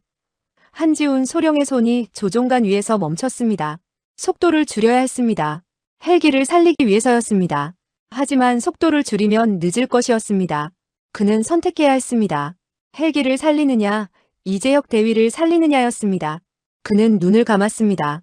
그리고 3년 전 그날을 떠올렸습니다. 악천후 속에서 후배를 구하지 못했던 그날을 말입니다. 헬기를 포기하고 들어갔어야 했는데 그는 헬기의 안전을 선택했고 후배는 죽었습니다. 그는 다시는 같은 선택을 하지 않기로 결심했습니다. 속도 유지한다. 한지훈 소령이 단호하게 말했습니다. 부조종사가 놀란 목소리로 외쳤습니다. 소령님, 그러면 우리도 추락합니다. 한지훈 소령이 조용히 대답했습니다. 알아. 하지만 대위를 구하지 못하면 의미 없어. 속도 유지. 헬기는 계속해서 320km의 속도로 안개속을 뚫고 날아갔습니다. 꼬리 로터의 진동은 점점 더 심해졌고 금속이 삐걱거리는 소리가 계속 들렸습니다. 작전실에서 박준호 대령이 급하게 말했습니다. 헬기 1번, 기체 상태 보고. 한지훈 소령이 대답했습니다. 꼬리 로터 손상 진행 중입니다. 하지만 대위님 구출까지는 버틸 수 있습니다. 문제는 돌아올 때입니다. 박준호 대령의 목소리가 떨렸습니다. 한소령, 무리하지 마. 한지훈 소령이 웃으며 대답했습니다. 대령님, 저는 이미 무리하고 있습니다. 조금 더 무리해도 괜찮습니다. 지상에서 이재혁 대위는 안개 속에서 넘어졌습니다. 발이 나무 뿌리에 걸려 앞으로 고꾸라진 것이었습니다. 그는 땅바닥에 얼굴을 부딪혔고 입안에서 피맛이 느껴졌습니다. 그는 신음을 참으며 일어나려 했지만 왼쪽 발목이 제대로 힘을 받지 못했습니다. 염좌가 악화된 것 같았습니다. 그는 나무를 붙잡고 간신히 일어섰습니다. 단말기를 확인했습니다. 3분 30초였습니다. 그는 주변을 둘러봤습니다. 안개 때문에 아무것도 보이지 않았습니다. 방향 감각을 잃을 것 같았습니다. 그는 나침반을 다시 확인하고 남남동쪽을 향해 절뚝거리며 걸었습니다. 매 걸음마다 발목에서 날카로운 통증이 올라왔지만 그는 이를 악물고 계속 걸었습니다. 100m만 더 가면 되었습니다. 100m만 더 가면 폭발 반경을 벗어날 수 있었습니다. 그때 안개 저편에서 엔진 소리가 들려왔습니다. 처음에는 희미했지만 점점 커졌습니다. 이재혁 대위는 멈춰 섰습니다. 헬기 소리가 아니었습니다. 트럭 소리였습니다. 여러 대의 트럭 소리였습니다. 그의 심장이 빠르게 뛰기 시작했습니다. 북한군이었습니다. 그들이 자신을 찾으러 온 것이었습니다. 이재혁 대위는 재빨리 근처 바위 뒤로 몸을 숨겼습니다. 엔진 소리가 점점 더 가까워졌고 안개 속에서 헤드라이트 불빛이 어렴풋이 보이기 시작했습니다. 그는 숨을 죽였습니다. 트럭들이 그가 숨은 바위에서 50m 떨어진 곳에 멈춰 섰습니다. 문이 열리는 소리가 들렸고 여러 명의 발소리가 들렸습니다. 북한군 병사들이 내리는 소리였습니다. 그들의 대화 소리가 안개를 뚫고 들려왔습니다. 비행기 추락 지점이 어디냐? 저쪽 500m쯤 될 것이다. 조종사를 반드시 생포해야 한다. 명령이다. 이재혁 대위는 단말기를 확인했습니다. 3분 5초였습니다. 북한군은 그에게서 50m 떨어진 곳에 있었고 추락 지점으로 이동하려 하고 있었습니다. 만약 그들이 추락 지점으로 가면 자폭 폭발에 휘말릴 것이었습니다. 이재혁 대위는 잠깐 망설였습니다. 그들은 적이었습니다. 자신을 죽이려는 사람들이었습니다. 하지만 그들도 명령에 따르는 군인들이었습니다. 그는 선택해야 했습니다. 그리고 그는 결정했습니다. 그는 바위 뒤에서 일어나 소리쳤습니다. 거기 서라. 더 가면 위험하다. 그의 외침에 북한군 병사들이 일제히 그쪽을 돌아봤습니다. 안개 속에서 총구가 그를 향했습니다. 북한군 지휘관으로 보이는 사람이 외쳤습니다. 남조선 놈이다. 생포하라. 병사들이 그를 향해 달려오기 시작했습니다. 이재혁 대위는 반대 방향으로 뛰기 시작했습니다. 발목의 통증이 전신을 관통했지만 그는 계속 달렸습니다. 바로 그 순간 하늘에서 거대한 굉음이 들려왔습니다. 헬기였습니다. 안개를 뚫고 UH-60 블랙호크가 나타났습니다. 헬기는 이재혁 대위와 북한군 사이로 낮게 내려왔습니다. 로터 회전으로 일어난 강한 바람이 안개를 흩뜨렸고 잠깐 동안 시야가 확보되었습니다. 이재혁 대위는 헬기를 올려다봤고 북한군 병사들도 헬기를 쳐다봤습니다. 한지훈 소령의 목소리가 확성기를 통해 울려 퍼졌습니다. 대위님, 호이스트가 내려갑니다. 잡으십시오. 헬기 후방 문이 열렸고 구조용 호이스트가 빠르게 내려왔습니다. 이재혁 대위는 호이스트를 향해 뛰었습니다. 하지만 바로 그때 북한군 병사들이 총을 쏘기 시작했습니다. 총성이 안개 속에 울려 퍼졌고 총알이 헬기 동체에 박혔습니다. 한지훈 소령이 급하게 회피 기동을 했고 헬기가 좌우로 흔들렸습니다. 호이스트가 이재혁 대위에게서 멀어졌습니다. 서울 작전실에서 박준호 대령이 외쳤습니다. 북한군 사격 중. F-35A 편대, 즉시 지원. 오산 기지에서 F-35A 2대가 급강하였습니다. 초음속 전투기가 저공으로 내려오는 소리가 천둥처럼 울려 퍼졌고 북한군 병사들이 놀라 잠깐 사격을 멈췄습니다. 그 순간 한지훈 소령이 헬기를 다시 이재혁 대위 쪽으로 돌렸습니다. 호이스트가 다시 내려왔습니다. 이재혁 대위가 뛰어올라 호이스트를 잡았습니다. 잡았습니다. 그가 외쳤고 구조상사가 호이스트를 올리기 시작했습니다. 이재혁 대위의 몸이 천천히 공중으로 올라갔습니다. 하지만 바로 그때 북한군이 다시 사격을 시작했습니다. 총알이 헬기 좌측 엔진을 관통했습니다. 경고음이 울려 퍼졌고 한지훈 소령이 외쳤습니다. 좌측 엔진 피격. 출력 저하. 헬기가 흔들리기 시작했습니다. 단말기가 진동했습니다. 1분 30초였습니다. 한지훈 소령이 필사적으로 헬기를 안정시키려 했습니다. 하지만 좌측 엔진의 출력이 급격히 떨어지고 있었고 꼬리 로터의 진동은 극한에 달했습니다. 헬기는 이제 제대로 비행할 수 없었습니다. 부조종사가 외쳤습니다. 소령님, 추락합니다. 한지훈 소령이 이를 악물고 조종관을 당겼습니다. 안 돼. 조금만 더 버텨. 구조상사가 외쳤습니다. 대위님 거의 다 올라왔습니다. 5초만 더 버티면 됩니다. 한지훈 소령은 모든 힘을 다해 헬기를 안정시켰습니다. 5초, 4초, 3초. 마침내 이재혁 대위가 헬기 안으로 끌려 올라왔습니다. 탑승 완료. 구조상사가 외쳤습니다. 한지훈 소령이 즉시 상승을 시도했습니다. 하지만 바로 그 순간 헬기의 통신 시스템이 완전히 끊겼습니다. 북한군의 총격이 통신 장비를 파괴한 것이었습니다. 서울 작전실의 스피커에서는 지직거리는 잡음만 들렸습니다. 박준호 대령이 마이크에 대고 외쳤습니다. 헬기 1번, 응답하라. 헬기 1번. 하지만 아무 대답도 없었습니다. 통신이 두절된 것이었습니다. 서울 공군본부 작전실은 혼란에 빠졌습니다. 거대한 전광판의 스피커에서는 지직거리는 잡음만이 흘러나왔고 헬기를 나타내는 녹색 점은 여전히 북한 영공에 있었지만 아무런 신호도 보내오지 않았습니다. 박준호 대령이 마이크를 쥐고 계속해서 외쳤습니다. 헬기 1번, 응답하라. 한소령, 들리나? 하지만 대답은 없었습니다. 통신 장교가 필사적으로 키보드를 두드리며 다른 채널을 시도했지만 모든 채널이 두절되어 있었습니다. 정수와 대위가 떨리는 목소리로 말했습니다. 대령님, 통신 장비가 완전히 파괴된 것 같습니다. 위성 추적만 가능합니다. 박준호 대령은 전광판을 올려다봤습니다. 녹색 점은 움직이고 있었습니다. 북쪽에서 남쪽으로 이동 중이었습니다. 속도는 시속 200km였습니다. 정상보다 느렸습니다. 헬기가 손상된 것이 분명했습니다. 그리고 화면 오른쪽 상단의 카운트다운은 여전히 흘러가고 있었습니다. 1분 25초, 1분 24초, 1분 23초. 작전실 입구가 열렸습니다. 이동훈 중장이 들어왔습니다. 그는 집무실에서 상황을 지켜보고 있었지만 통신 두절 소식을 듣고 직접 내려온 것이었습니다. 박준호 대령이 급히 경례했습니다. 각하. 이동훈 중장이 손을 들어 경례를 받고 물었습니다. 상황은? 그의 목소리는 침착했지만 얼굴은 창백했습니다. 박준호 대령이 대답했습니다. 헬기가 대위님을 구출한 것으로 추정됩니다. 하지만 통신이 두절되어 확인할 수 없습니다. 헬기는 지금 남쪽으로 이동 중이지만 속도가 느립니다. 손상이 심각한 것 같습니다. 이동훈 중장은 전광판을 바라봤습니다. 녹색 점이 천천히 움직이고 있었습니다. 그 헬기 안에 제어기가 있을 것이었습니다. 살아있기를 바랐습니다. 그는 주먹을 쥐었습니다. 손톱이 손바닥에 박혔지만 그는 느끼지 못했습니다. 정수와 대위가 조심스럽게 말했습니다. 각하, 자포까지 1분 15초입니다.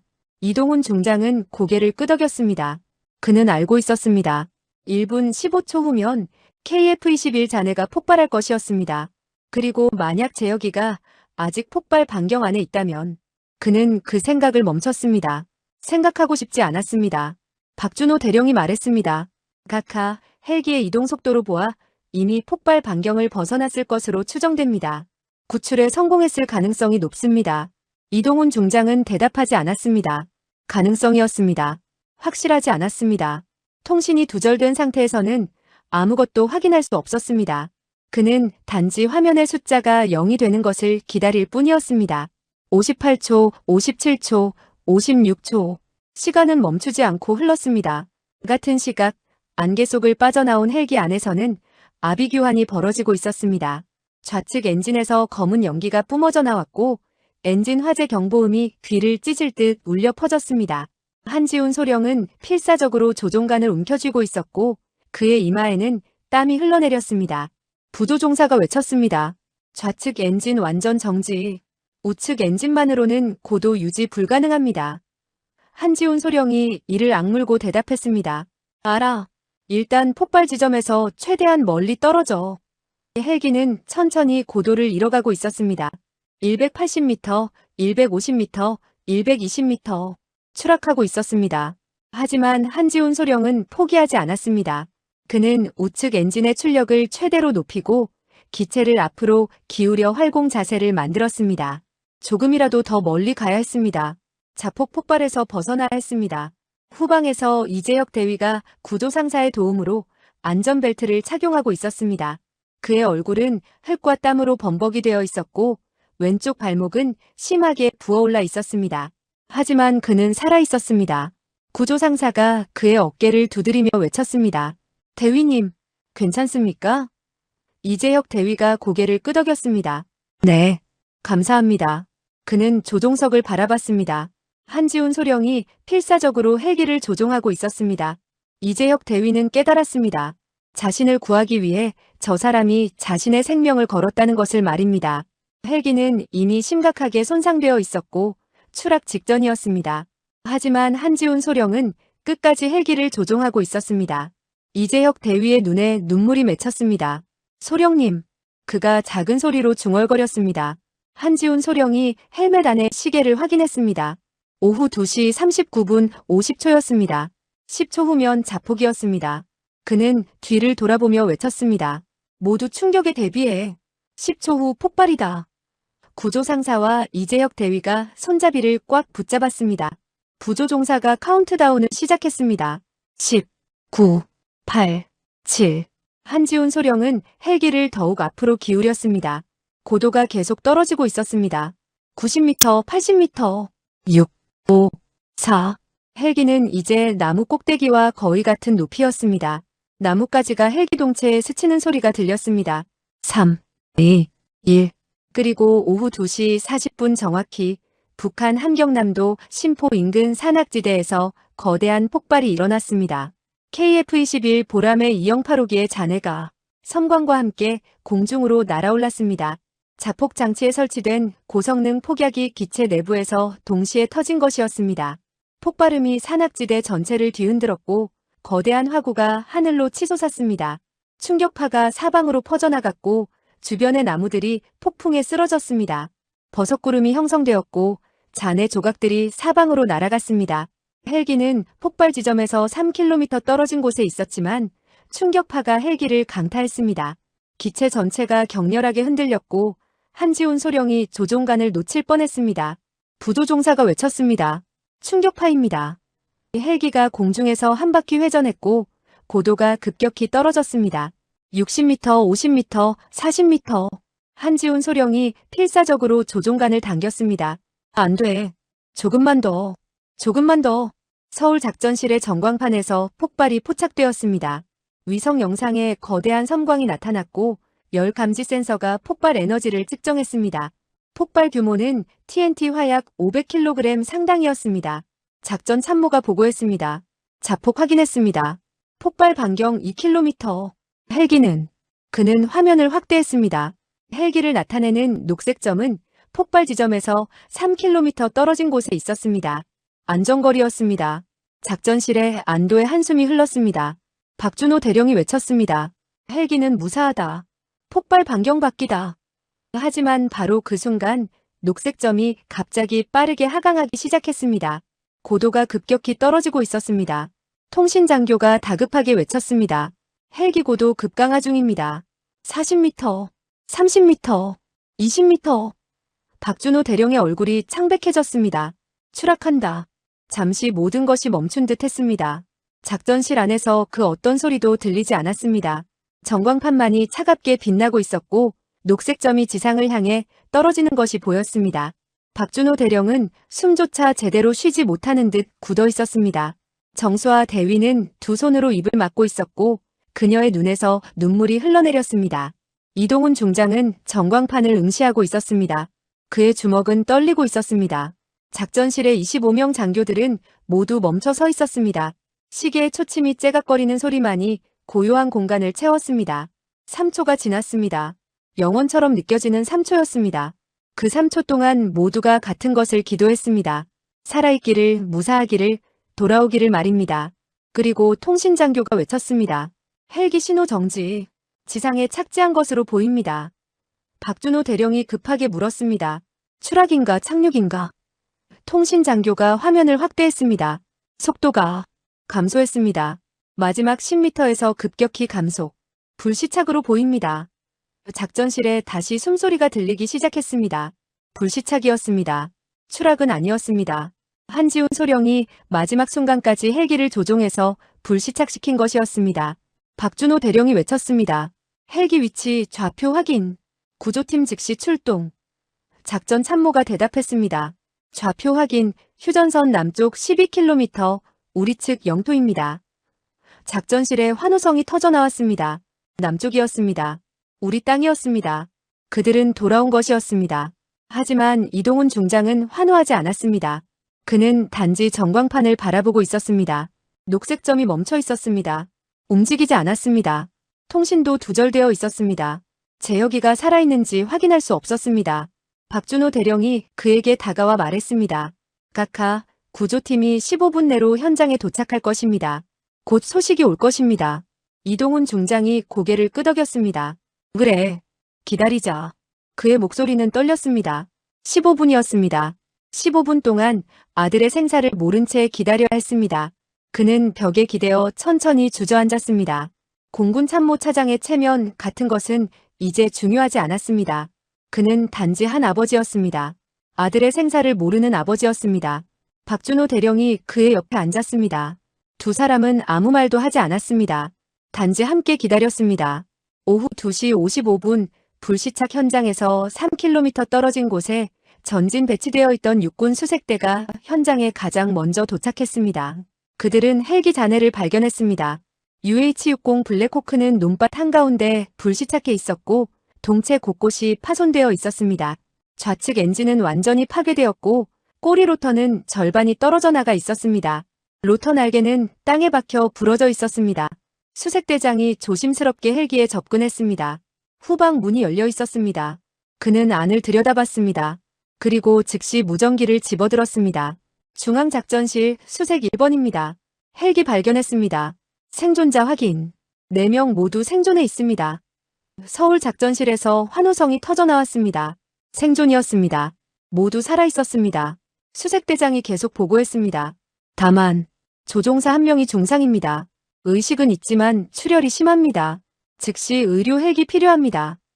박준호 대령이 급하게 명령했습니다. 의료 헬기 즉시 출동. 가장 가까운 병원으로 후송. 그리고 그는 조심스럽게 물었습니다. 이재혁 대위의 상태는? 수색대장이 대답했습니다. 이재혁 대위는 경상입니다. 걸을 수 있습니다. 지금 조종사를 돕고 있습니다. 이동훈 중장이 벽에 머리를 기댔습니다. 재혁이가 살아있었습니다. 살아서 돌아왔습니다. 그의 눈에서 눈물이 흘러내렸습니다. 하지만 그는 소리내어 울지 않았습니다. 단지 조용히 눈물을 흘렸습니다. 35년 군 생활에서 처음으로 사람들 앞에서 흘리는 눈물이었습니다. 수색대의 영상이 작전실 화면에 전송되었습니다. 화면에는 헬기 옆에 앉아있는 4명의 모습이 보였습니다. 한지훈 소령은 헬기에 기대어 앉아있었고 그의 오른쪽 다리에서 피가 흘러나오고 있었습니다. 의무병이 지열대를 감고 있었습니다. 부조종사와 구조상사는 경미한 부상을 입었지만 걸을 수 있었습니다. 그리고 이재혁 대위는 한지훈 소령 옆에 무릎을 꿇고 앉아 그의 손을 잡고 있었습니다. 이재혁 대위가 뭔가 말하고 있었지만 음성은 들리지 않았습니다. 하지만 그의 표정만으로도 알 수 있었습니다. 감사하고 있었습니다. 미안해하고 있었습니다. 한지훈 소령이 고개를 끄덕이며 미소를 지었습니다. 그리고 그가 입을 움직였습니다. 영상에는 소리가 없었지만 입모양으로 알 수 있었습니다. 괜찮아. 살아서. 다행이야. 이재혁 대위가 고개를 숙였습니다. 그의 어깨가 떨렸습니다. 울고 있었습니다. 오후 3시 20분 국군수도병원 응급실 복도는 긴장감으로 가득했습니다. 의료 헬기로 긴급 후송된 한지훈 소령이 수술실로 들어간 지 40분이 지났습니다. 그의 오른쪽 허벅지 대퇴동맥이 파편에 찢어져 출혈이 심각했고 갈비뼈 2개가 골절되어 있었습니다.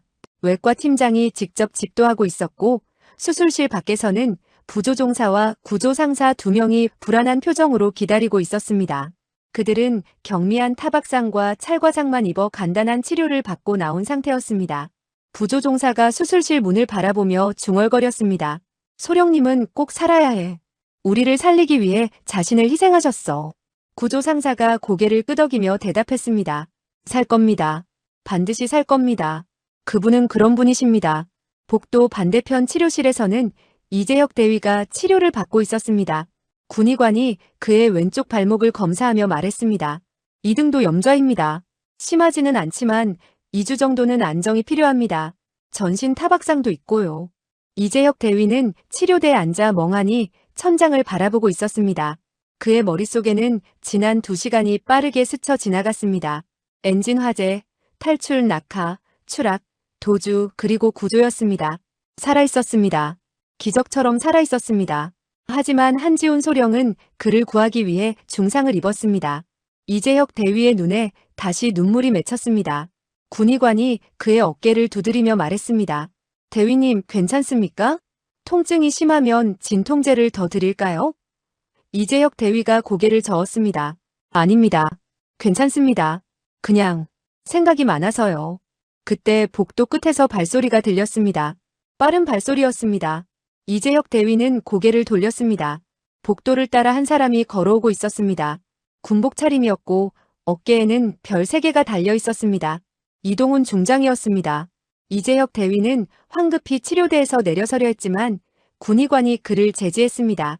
대위님, 아직 치료가 끝나지 않았습니다. 하지만 이재혁 대위는 억지로 일어나 경례 자세를 취했습니다. 이재혁 대위 귀대 보고 드립니다.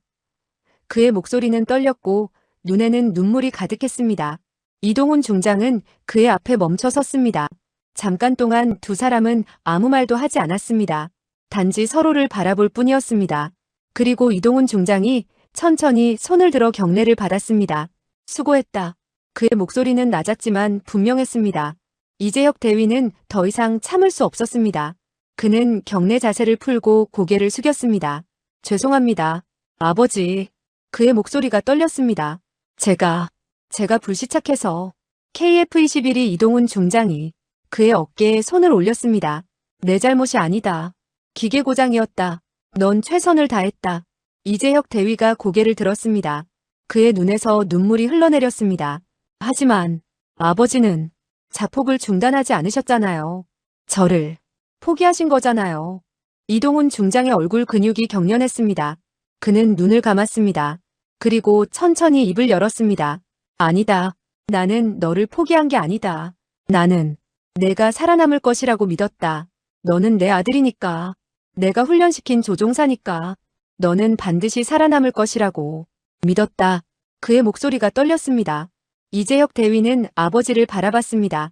평생 처음으로 아버지의 진심을 보는 것 같았습니다. 이동훈 중장은 항상 냉정하고 엄격한 군인이었습니다. 감정을 드러내지 않았고 약한 모습을 보이지 않았습니다. 하지만 지금 그의 눈에는 눈물이 맺혀 있었습니다. 이재혁 대위는 작은 목소리로 물었습니다. 아버지, 정말 제가 살 거라고 믿으셨어요? 이동훈 중장이 고개를 끄덕였습니다. 그래, 믿었다. 내 어머니가 너를 지켜달라고 했다. 나는 그 약속을 지켜야 했다. 하지만 동시에 나는 공군 참모차장이었다. 나는 선택해야 했다. 그리고 나는 너를 믿는 것을 선택했다. 내가 반드시 살아남을 것이라고 믿었다. 그는 잠깐 말을 멈췄습니다. 미안하다. 재혁아. 내가 얼마나 무서웠을지 아버지는 안다. 이재혁 대위는 더 이상 참지 못하고 아버지에게 다가가 안겼습니다. 그는 아버지의 가슴에 얼굴을 묻고 소리내어 울었습니다. 아버지, 저 정말 무서웠어요. 죽는 줄 알았어요. 하지만 아버지 생각했어요. 아버지를 실망시키고 싶지 않았어요. 이동훈 중장은 아들의 등을 천천히 두드렸습니다. 그의 눈에서도 눈물이 흘러내렸습니다. 잘했다. 잘했어. 넌 잘했다. 복도에 있던 부조종사와 구조상사 그리고 의료진은 모두 고개를 돌려 다른 곳을 바라봤습니다. 아버지와 아들의 재회를 방해하고 싶지 않았습니다. 이동훈 중장은 5년 만에 아들을 제대로 안았습니다. 아내가 죽은 후 처음이었습니다. 그는 아들의 머리를 쓰다듬으며 중얼거렸습니다. 미안하다. 아버지가 미안하다. 하지만 아버지는 널 사랑한다.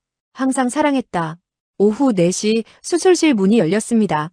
외과 팀장이 마스크를 벗으며 나왔습니다. 복도에 있던 모든 사람이 그를 바라봤습니다. 의사가 미소를 지으며 말했습니다. 수술 성공했습니다. 대퇴동맥 봉합 완료했고 골절된 갈비뼈도 고정했습니다. 출혈이 많아서 걱정했는데 다행히 생명에는 지장 없습니다. 복도에 안도의 한숨이 흘렀습니다. 부조종사가 물었습니다. 언제 깨어나십니까? 의사가 대답했습니다. 마취해서 깨어나는데 1시간 정도 걸릴 겁니다. 중환자실로 옮길 예정이니 기다리시면 됩니다. 이재혁 대위가 절뚝거리며 앞으로 나왔습니다. 제가 면회할 수 있습니까? 의사가 고개를 끄덕였습니다. 물론입니다. 깨어나면 가장 먼저 대위님을 찾을 겁니다. 1시간 후 한지훈 소령이 마취해서 깨어났습니다. 그는 천천히 눈을 떴고 흐릿한 시야로 천장을 바라봤습니다. 중환자실이었습니다. 온몸이 아팠지만 살아있었습니다. 그는 고개를 돌렸습니다. 침대 옆에 이재혁 대위가 의자에 앉아 있었습니다. 이재혁 대위가 그가 깨어난 것을 알아차리고 급히 다가왔습니다. 소령님, 괜찮으십니까? 한지훈 소령이 희미하게 미소 지었습니다. 대위님, 무사하시네요. 다행입니다. 이재혁 대위의 눈에서 눈물이 흘러내렸습니다. 소령님, 죄송합니다. 저 때문에. 한지훈 소령이 고개를 저었습니다. 아닙니다. 제 선택이었어요. 3년 전 구하지 못했던 후배가 있었습니다. 이번에는 반드시 구하고 싶었어요. 그리고 성공했습니다. 이재혁 대위가 그의 손을 잡았습니다. 감사합니다. 정말 감사합니다. 제 목숨을 구해주셨습니다. 한지훈 소령이 그의 손을 가볍게 쥐었습니다. 우리는 동료잖아요. 공군이잖아요. 그날 저녁 공군본부는 긴급 브리핑을 열었습니다. 국방부 대변인이 기자들 앞에서 발표했습니다. 오늘 오후 KF-21 보람의 이형 8호기가 시험 비행 중 기계 고장으로 북한 영공에 불시착했습니다. 조종사 이재혁 대위는 긴급 탈출에 성공했고 우리 공군은 즉시 구조작전을 실시했습니다. 한지훈 소령이 조종하는 구조 헬기가 북한 영공에 진입하여 이 대위를 성공적으로 구출했으며 기체 자폭 장치가 정상 작동하여 기밀은 완벽하게 보호되었습니다. 기자들이 손을 들고 질문했습니다. 조종사와 구조팀의 상태는? 대변인이 대답했습니다. 이재혁 대위는 경상으로 2주 내 복귀 가능합니다. 한지훈 소령은 중상을 입었으나 수술이 성공적으로 끝났으며 회복 중입니다. 부조종사와 구조상사는 경미한 부상입니다. 이 뉴스는 즉시 전 세계로 퍼져나갔습니다. 각국의 언론과 군사 전문가들이 이번 작전을 분석하기 시작했습니다. 미국 공군 태평양 사령부 대변인은 성명을 발표했습니다. 한국 공군의 구조작전은 매우 인상적이었습니다.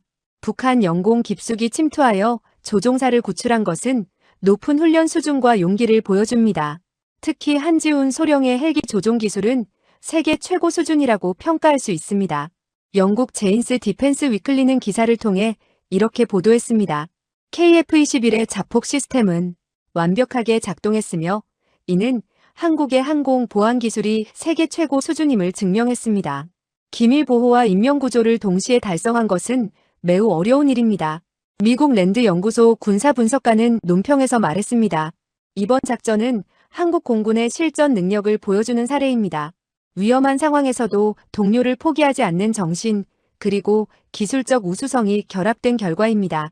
한국 방위산업 관계자들은 이번 사건이 오히려 KF-21이 신뢰도를 높였다고 평가했습니다. 한 관계자는 말했습니다. 자폭 시스템이 완벽하게 작동한 것이 확인되면서 수출 협상 중인 국가들의 신뢰가 오히려 높아졌습니다. 기밀 보호 능력이 입증된 것이죠. 실제로 폴란드 국방부는 성명을 통해 한국의 KF-21 도입 계획에 변함없으며 오히려 보안 시스템의 우수성이 확인되어 만족스럽다고 밝혔습니다. 말레이시아와 이라크도 협상 일정을 앞당기겠다고 통보했습니다. 추락 사고가 오히려 신뢰를 높인 특이한 케이스였습니다. 그것은 단순히 전투기의 성능 때문만이 아니었습니다. 조종사를 구하기 위해 목숨을 건 구조팀의 헌신, 기밀을 지키면서도 인명을 최우선으로 한 판단, 그 모든 것이 대한민국 공군의 진짜 실력을 보여준 것이었습니다. 그날 밤 10시 이동훈 중장은 병원 옥상에 홀로 서 있었습니다. 서울의 야경이 눈앞에 펼쳐져 있었고 차가운 8월의 바람이 그의 얼굴을 스쳤습니다. 그는 하늘을 올려다봤습니다. 별들이 반짝이고 있었습니다. 그는 작은 소리로 중얼거렸습니다. 여보, 왔어? 우리 아들, 살아 돌아왔어. 그의 눈에서 눈물이 흘러내렸습니다. 약속, 지켰어. 재혁이를, 지켰어. 바람이 그의 눈물을 말렸습니다. 그는 오랫동안 하늘을 바라보며 서 있었습니다. 아래층 중환자실에서는 한지훈 소령이 잠들어 있었고 일반 병실에서는 이재혁 대위가 휴식을 취하고 있었습니다. 그들은 모두 살아 있었습니다. 기적처럼 살아 돌아왔습니다. 이동훈 중장은 천천히 미소를 지었습니다. 처음으로 편안한 미소였습니다. 8월 27일 사건 발생 일주일 후 국군 수도병원 재활치료실에서 한지훈 소령은 물리치료사의 도움을 받으며 천천히 걷고 있었습니다. 그의 오른쪽 다리는 여전히 깁스로 고정되어 있었고 목발에 의지해야 했지만 의사들은 그의 회복 속도에 놀라워했습니다. 소령님의 체력이 워낙 좋아서 회복이 빠릅니다.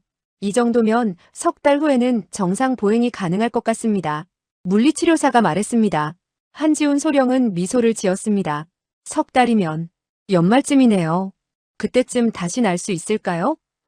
치료사가 고개를 가로저었습니다. 비행은 최소 6개월은 기다려야 할 겁니다. 서두르면 안 됩니다. 한지훈 소령은 창밖을 바라봤습니다. 파란 하늘이 보였고 멀리서 전투기가 날아가는 모습이 보였습니다. 그는 다시 저 하늘을 날 수 있을 것이었습니다. 조금 시간이 걸리더라도 말입니다. 같은 날 오전 공군 작전사령부 회의실에서 이재혁 대위는 사고 경위 보고를 마쳤습니다. 그의 왼쪽 발목에는 여전히 보호대가 감겨 있었지만 걷는 데는 문제가 없었습니다. 사고조사위원회 위원장이 서류를 정리하며 말했습니다. 이 대위의 대응은 매뉴얼에 완벽히 부합했습니다. 엔진 이중 고장이라는 극한 상황에서 침착하게 탈출 절차를 수행했고 생존 확률을 최대화했습니다. 조종사 과실은 전혀 없습니다. 이재혁 대위는 안도의 한숨을 쉬었습니다. 조사 결과 엔진 연료 라인의 제조 결함이 원인으로 밝혀졌고 제조사는 전체 기체에 대한 긴급 점검을 실시하기로 했습니다. 위원장이 계속 말했습니다. 대위는 2주간 휴가 후 복귀 예정입니다. 다만 당분간 시험 비행은 중단되고 기본 훈련 비행부터 재개할 예정입니다. 이재혁 대위가 고개를 끄덕였습니다. 알겠습니다. 감사합니다. 회의를 마치고 나온 이재혁 대위는 복도에서 아버지를 만났습니다. 이동훈 중장이 서류 가방을 들고 걸어오고 있었습니다. 이재혁 대위가 경례했고 이동훈 중장이 경례를 받았습니다. 조사 결과는? 중장이 물었습니다. 과실 없음으로 결론 났습니다. 이재혁 대위가 대답했습니다. 이동훈 중장은 만족스럽게 고개를 끄덕였습니다. 잘 됐군. 2주 푹 쉬고 돌아오게. 이재혁 대위가 대답했습니다. 네, 각하. 두 사람은 잠깐 서로를 바라봤습니다. 그리고 이동훈 중장이 말했습니다. 저녁, 같이 먹을 수 있나? 이재혁 대위의 얼굴에 미소가 번졌습니다. 네, 아버지. 좋습니다. 이동훈 중장도 미소를 지었습니다. 그럼 퇴근하고 집에서 보자. 아버지가 저녁 해놓을게. 이재혁 대위는 놀랐습니다. 아버지가 요리를 한다는 말을 들어본 적이 없었습니다. 아버지가요? 이동훈 중장이 조금 어색하게 웃었습니다. 어머니가 살아계실 때 조금 배워뒀거든. 맛은 보장 못하지만. 이재혁 대위는 고개를 끄덕였습니다. 기대하겠습니다, 아버지. 8월 28일 공군본부 대강당에서 훈장 수여식이 열렸습니다. 한지훈 소령, 부조종사, 구조상사 2명, 그리고 이재혁 대위가 무대 위에 섰습니다. 한지훈 소령은 휠체어에 앉아 있었고 나머지는 군복을 단정하게 입고 서 있었습니다. 국방부 장관이 단상에 올라 훈장을 수여했습니다. 한지훈 소령에게 화랑무 공훈장을 수여합니다.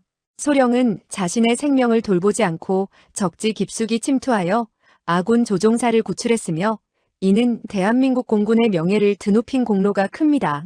장관이 훈장을 한지훈 소령의 가슴에 달아주었고 강당에 박수가 울려 퍼졌습니다. 이어서 부조종사와 구조상사에게도 화랑무공 훈장이 수여되었고 이재혁 대위에게는 공군무공 훈장이 수여되었습니다. 이재혁 대위는 극한 상황에서 침착하게 대응하여 귀중한 생명을 보존했으며 적지에서도 최선을 다해 생존한 공로를 인정합니다. 수여식이 끝난 후 네 사람은 강당 밖 복도에 함께 섰습니다. 한지훈 소령이 휠체어에서 훈장을 내려다보며 말했습니다. 이게 꿈만 같네요. 제가 훈장을 받을 줄은 몰랐습니다. 부조종사가 웃으며 말했습니다. 당연히 받으셔야죠. 소령님이 없었으면 우리 모두 북한 땅에 남아있었을 겁니다. 구조상사가 덧붙였습니다. 맞습니다. 소령님은 영웅이십니다. 한지훈 소령이 고개를 저었습니다. 영웅은 무슨... 저는 그냥 제 일을 했을 뿐입니다. 동료를 구하는 것, 그게 우리 일 아닙니까? 이재혁 대위가 한지훈 소령에게 다가가 손을 내밀었습니다. 소령님 정말 감사합니다. 평생 잊지 않겠습니다. 한지훈 소령이 그의 손을 잡았습니다. 대위님도 고생하셨습니다. 앞으로도 안전하게 비행하십시오. 하늘은 아름답지만 위험합니다. 항상 조심하세요. 이재혁 대위가 고개를 끄덕였습니다. 네, 명심하겠습니다. 그날 저녁 이동훈 중장의 집에서 아버지와 아들은 함께 저녁을 먹었습니다. 식탁에는 이동훈 중장이 직접 만든 된장찌개와 불고기가 놓여 있었습니다. 맛은 생각보다 괜찮았습니다. 이재혁 대위가 놀라며 말했습니다. 아버지, 요리 실력이 좋으신데요? 이동훈 중장이 쑥스럽게 웃었습니다. 어머니가 많이 가르쳐 주셨거든. 나는 그때는 별로 관심이 없었는데 어머니가 돌아가시고 나서야 그때 배운 게 소중하다는 걸 알았지. 이재혁 대위는 잠깐 침묵했습니다. 그리고 조심스럽게 물었습니다. 아버지, 어머니 얘기 좀 해주세요. 저는 어머니에 대해 잘 모르는 것 같아요. 이동훈 중장은 밥그릇을 내려놓고 천천히 입을 열었습니다. 어머니는 강한 분이셨어. 암 선고를 받고도 마지막까지 웃으셨지. 그리고 너를 정말 많이 사랑하셨어. 마지막 순간까지 내 얘기만 하셨단다. 두 사람은 오랫동안 이야기를 나눴습니다. 어머니에 대한 이야기, 어린 시절 이야기, 그리고 앞으로의 이야기까지 말입니다. 이재혁 대위는 처음으로 아버지와 제대로 된 대화를 나누고 있었습니다. 이동훈 중장도 마찬가지였습니다. 그는 5년 동안 아들과 쌓아온 벽이 천천히 무너지는 것을 느꼈습니다. 밤 10시 이재혁 대위가 일어서며 말했습니다. 아버지, 이제 가봐야겠습니다. 내일 병원에 소령님 면회 가기로 했거든요. 이동훈 중장이 고개를 끄덕였습니다. 그래, 조심해서 가거라. 그리고 재혁아. 이재혁 대위가 돌아봤습니다. 네, 아버지. 이동훈 중장이 말했습니다. 다음 주말에도 같이 저녁 먹을 수 있을까? 이재혁 대위가 활짝 웃으며 대답했습니다. 물론이죠, 아버지. 제가 요리 배워서 다음엔 제가 해드릴게요. 이동훈 중장도 웃었습니다. 그거 좋은데. 기대하마. 9월 1일 공군본부 브리핑룸에서 KF-21 사업 현황 발표가 있었습니다. 사업 담당자가 발표했습니다. 8월 20일 사고 이후 예상과 달리 수출 문의가 오히려 증가했습니다. 자폭 시스템의 완벽한 작동이 확인되면서 보안성에 대한 신뢰가 높아진 것으로 분석됩니다. 현재 폴란드와의 계약은 예정대로 진행 중이며 말레이시아는 10대 추가 구매를 검토 중입니다. 이라크와 사우디아라비아도 협상을 가속화하고 있습니다. 총 수출 예상액은 23조 원으로 상향 조정되었습니다. 회의실에 박수가 터져나왔습니다. 위기가 기회로 바뀐 것이었습니다. 단순히 전투기의 성능만이 아니라 그것을 운용하는 사람들의 헌신과 용기가 세계에 증명된 것이었습니다. 이 모든 일의 중심에는 사람이 있었습니다.